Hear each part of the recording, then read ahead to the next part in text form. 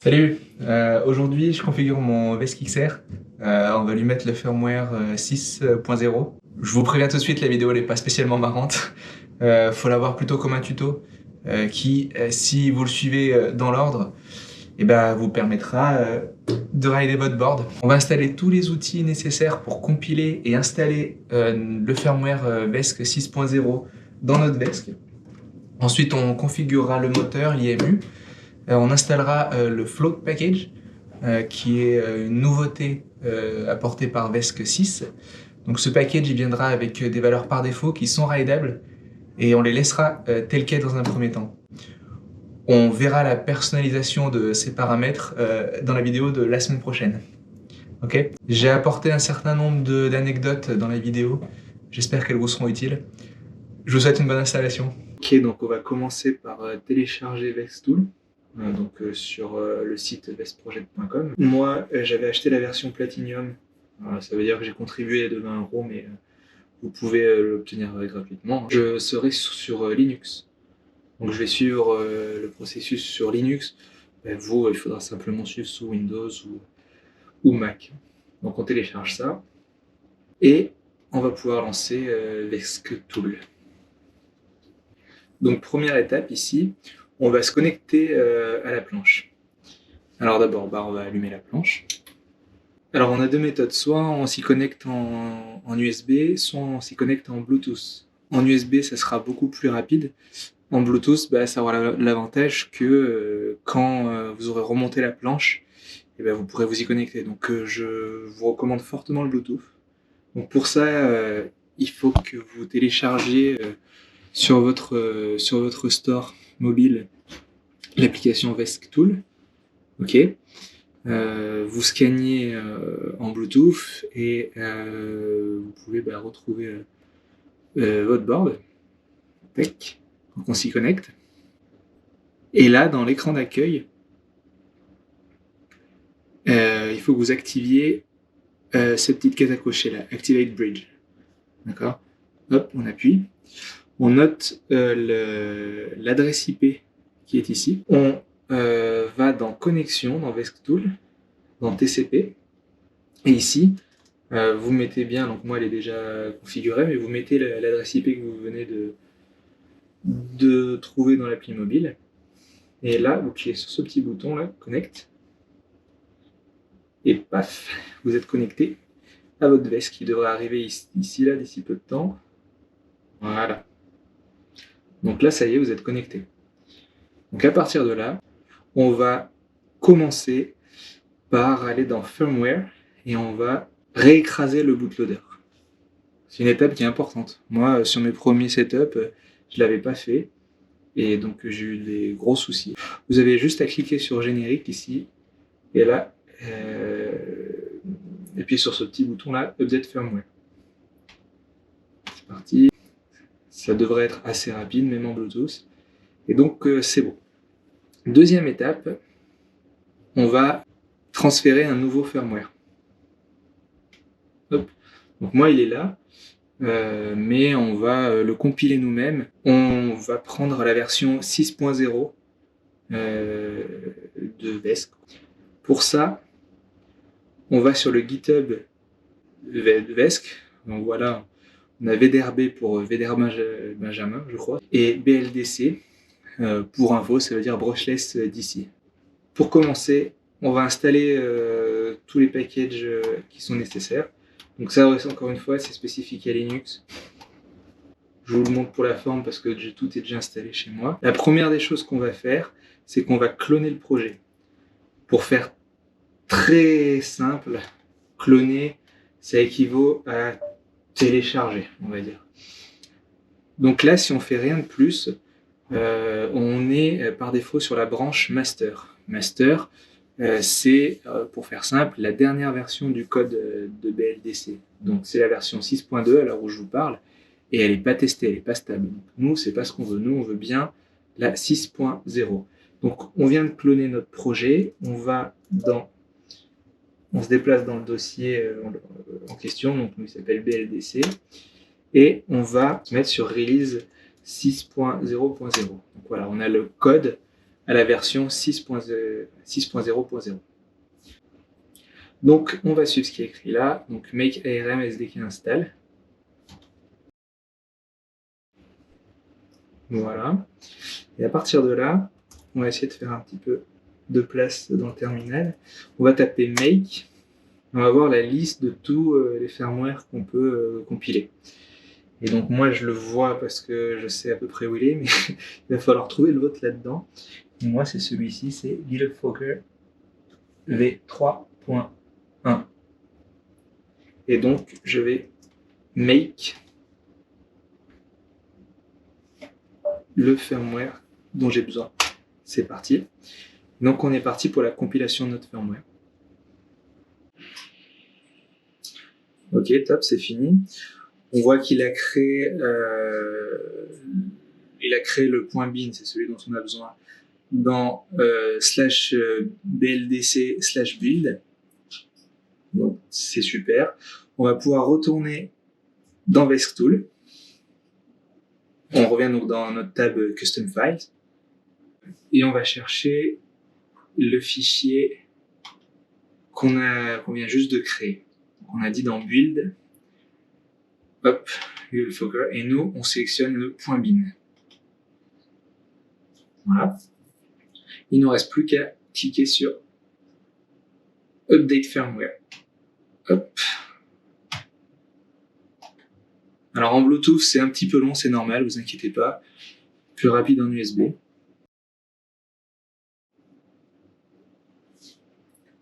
Voilà, donc on fait ce qu'il nous dit, c'est-à-dire qu'on n'éteint surtout pas la planche. On attend une dizaine de secondes, il devrait redémarrer. On peut tenter de se reconnecter. Il l'a trouvé, c'est bon. On a tout ce qu'il nous faut. Là, on peut cliquer sur Read Firmware Version et on devrait avoir le bon firmware à la bonne version. On a terminé pour l'upload du firmware. Là, ce qu'il faut bien penser à faire, c'est important surtout si vous avez déjà un VESC et que c'est pas votre premier setup. Il faut bien penser à Read Motor Configuration et Read App Configuration. Ok, ça charge VESCTool avec les valeurs actuelles de l'app et du moteur. C'est de la configuration de l'app et du moteur. Ok. Donc on va pouvoir attaquer la partie la plus visuelle qu'on voit dans tous les tutos, c'est-à-dire la calibration du moteur, du FOC. FOC, ça veut dire Field Oriented Control. C'est en gros les champs magnétiques du moteur brushless. Hein. Donc on clique sur Setup Motors FOC. Ici, on met No. On va sélectionner EUC. Next. Ici, on va sélectionner Large Outrunner. Voilà, on va override ces paramètres-là. Dans Sensorless ERPM, on va mettre 2000. Dans Motor Poles, on va mettre 30. Il y a 30 pôles dans le moteur. Next. Oui. Donc ici, moi j'ai une batterie stock, donc c'est une 15S. On a 15 cellules en série. Donc on peut en mettre 15 là. La capacité de la batterie stock, elle est de 6 ampères-heure. Donc ça c'est bon, pas besoin de toucher. Ici, on n'a pas besoin de toucher. Next. Oui. On est en direct drive. On n'a pas de boîte de vitesse. Le diamètre de la roue, il est de 280 mm. Et on vérifie là qu'on a toujours bien 30 pôles. C'est bon. On peut lancer la détection. Ici, on décoche ça. OK.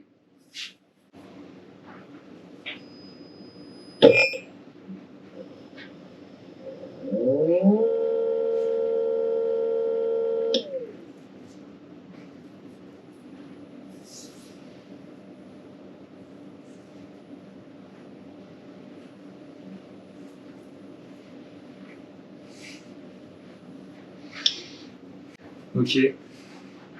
Là, pour voir si on n'a pas inversé le moteur pendant l'installation du VESC, on va cliquer sur Forward comme ça. Hop. Moi, il est dans le bon sens. Si vous voyez pas dans le bon sens, vous cliquez sur, enfin, vous cochez ce truc-là, inverted. Ça devrait être inversé. Petite anecdote. Si vous, c'est, moi, ça c'est, voilà, je vais le refaire. Là, c'est tout smooth, tout va bien. Si vous, ça fait des gros à-coups, pas de panique, d'accord? C'est normal. On va arranger ça dans les prochaines configurations. Ok, finish. Maintenant, on va dans Motor Settings, Général. Alors là, globalement, je fais une traduction de la vidéo de surf d'ado. J'ai pas encore les compétences pour vous expliquer à quoi correspond chaque champ. Donc on va dans Current.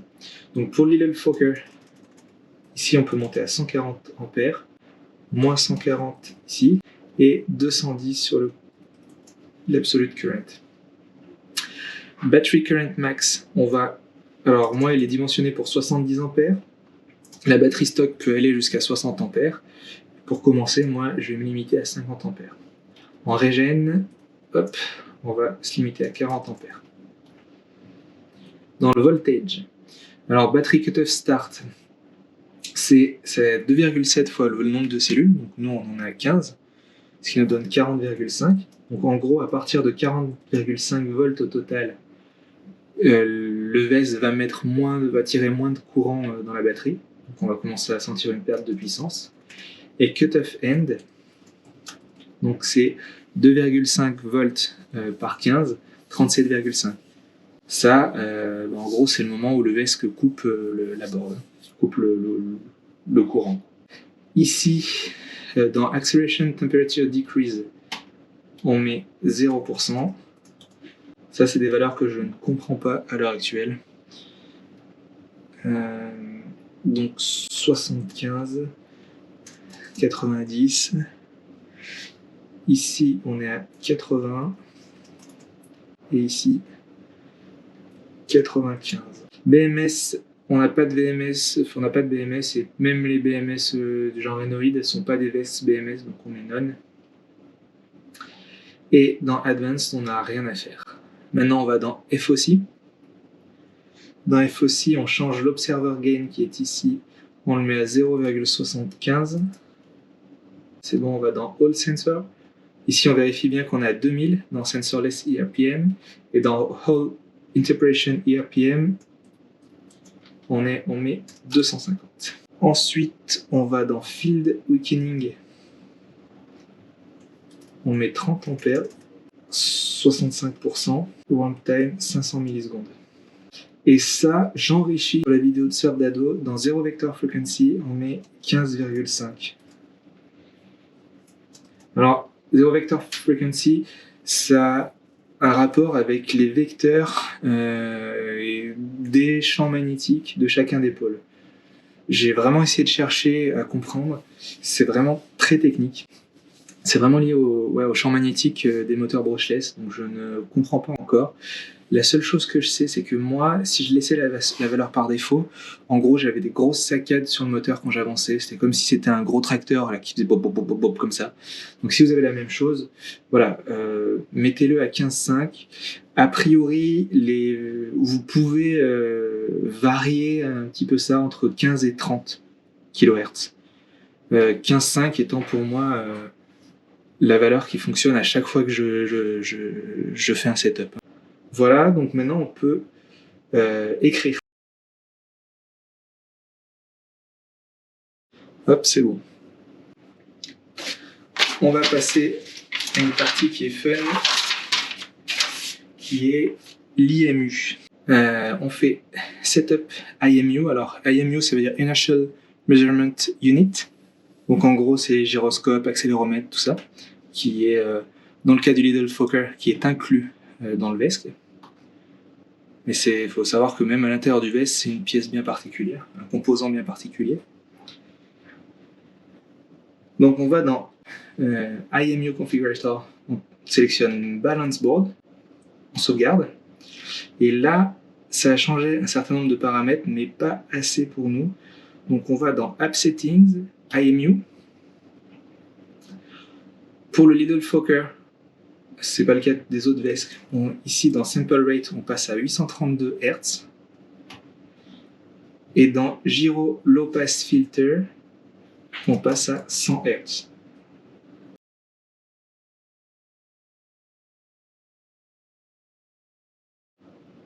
Ok.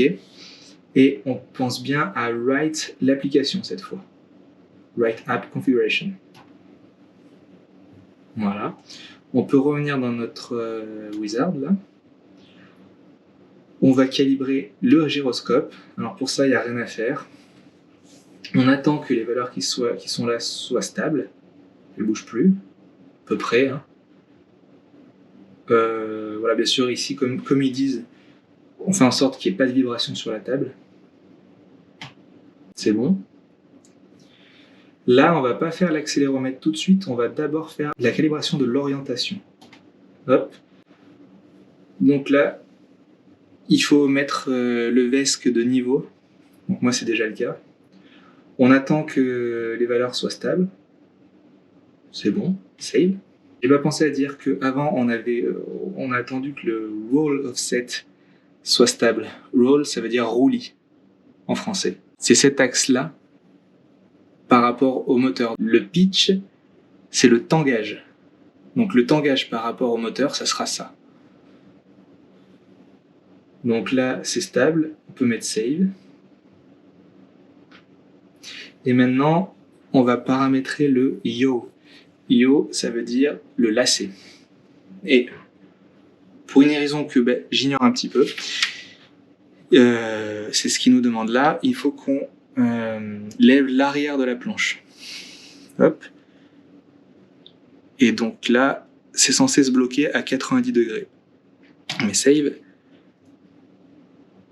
Si c'est pas le cas pour vous, c'est qu'il y a un problème. Dans ce cas-là, ce que je vous conseille, c'est d'aller dans l'IMU ici, dans App Setting IMU, et remettre toutes les valeurs qui sont là à 0 et de recommencer la calibration. On revient dans notre wizard, on va faire l'accéléromètre. Hop, c'est parti. Donc l'idée, ça va être de trouver la valeur maximale pour chacun des axes. Donc on va faire clear max. Donc pour X, on a dit, quand on est dans l'orientation du moteur, pour lui, le roulis, c'est cet axe-là. Donc, ce qu'on va faire, c'est qu'on va prendre notre planche et on va la bouger comme ça, doucement. Ça va faire un peu les bras. Et on va essayer de la mettre dans l'axe où X continue de monter. On va essayer de faire en sorte de trouver vraiment le maximum, on y va doucement. Et tant que ça monte, eh ben on tient le coup parce que c'est lourd. On attend. Ok, je pense que j'ai trouvé la valeur max. Hop là. Normalement, si on fait ça de l'autre côté, ça devrait être dans le négatif, donc c'est pas ça. Voilà, on essaie de pas mettre d'à-coup, même si c'est pas simple, j'en suis bien d'accord. Hop. Donc j'ai 0,970. On attend, on tient le coup. C'est du sport, le one wheel, hein, clairement. Ouais, bon, on trouvera pas mieux. Donc, 0,970 pour moi. Save. Y, le pitch, donc le tangage. Hop. Donc là, on part dans les négatifs. C'est pas ce qu'on veut. Je le repose. Et je me mets dans l'autre sens. Voilà. Et on souffre des biceps. On fait monter, on fait monter. On trouve l'axe dans lequel ça monte le plus.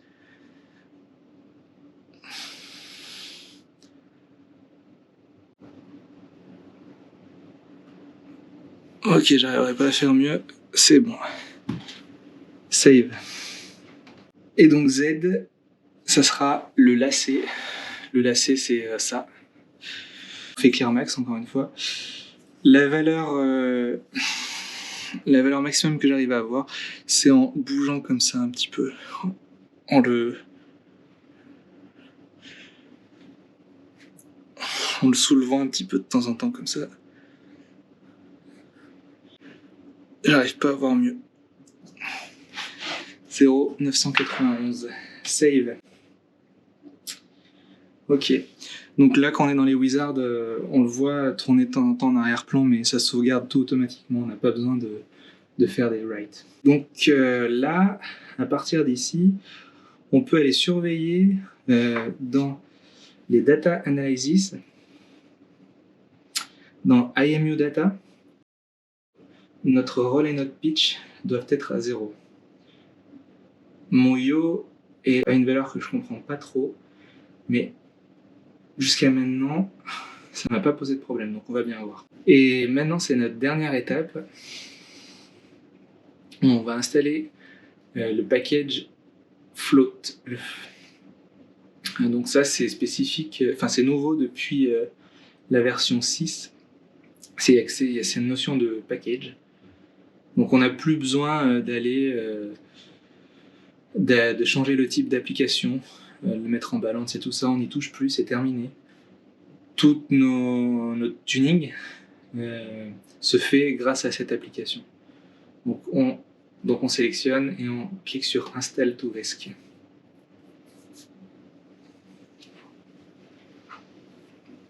Ok, c'est bon, on fait ce qu'ils nous disent, on se déconnecte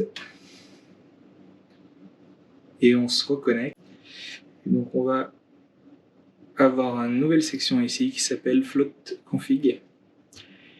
Et donc ici on aura toute la configuration de notre Vesk. En gros c'est là où on va configurer son comportement, qu'on va personnaliser la planche, quoi. Globalement, c'est notre but, c'est ce qui nous intéresse ici. Les paramètres par défaut sont déjà pas mal. Normalement, on peut la rider sans rien toucher. La seule chose qu'on va faire absolument, c'est aller dans Spec. Ici, on veut être à 832 Hz. Et ici, on veut être à 64 volts 5 pour une 15S. D'accord, c'est le high voltage threshold. En gros, c'est quand on va se dire qu'il y a un high voltage, quoi. En gros, c'est quand on est à 100% de batterie et qu'on descend et qu'on fait de la recharge. Et la même chose pour le low voltage qui est à 45 volts. Ouais, donc on n'a rien à toucher. Là, c'est l'occasion de tester la planche. Je vous le fais en live, hein, mais normalement, si j'appuie là, elle devrait avancer. Voilà. Elle est un peu violente, mais elle avance. Là, si j'appuie là et que voilà, tac. Là, on voit que si je monte la planche, elle commence à reculer. Si je descends, elle avance. Donc, c'est pas trop mal. On va faire un test par terre. Ok, donc on fait gaffe à ce qu'il y ait rien devant. Si elle n'est pas cassée une vitre ou quoi que ce soit.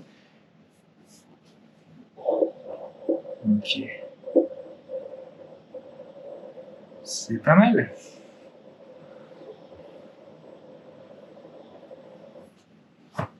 C'est pas mal. Donc à partir de là, on peut mettre notre casque, nos protections de poignet, et on va pouvoir se mettre sur la planche. Comme je disais, les paramètres par défaut, on peut les rider, donc ça vaut le coup de les tester tels quels. Si ça marche à peu près, hein, que c'est pas forcément hyper agréable, mais globalement la planche fonctionne et qu'elle vous envoie pas, bouler, vous pouvez faire un backup. Ça vous servira s'il y a un souci pour la suite. Bien joué, j'espère que ça s'est bien passé pour vous.